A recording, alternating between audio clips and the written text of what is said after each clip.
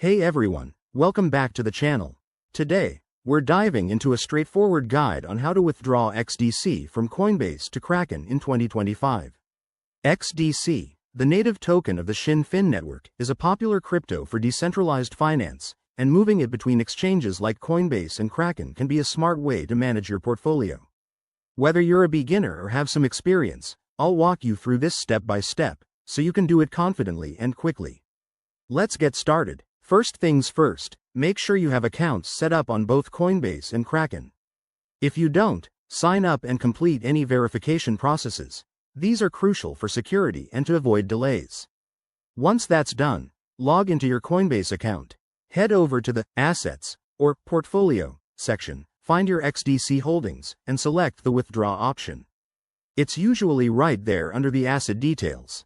Next, you'll need to grab your Kraken wallet address. Jump over to Kraken, log in, go to your wallet, and find the deposit section for XDC. Copy that address carefully. Double-check it to prevent any mix-ups, as crypto transactions are irreversible. Back on Coinbase, paste this address into the withdrawal form. Enter the amount of XDC you want to withdraw, making sure to leave enough for any network fees.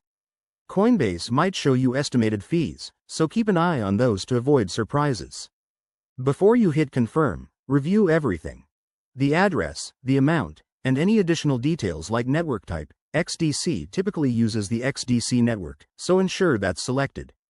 Once you're good, confirm the transaction.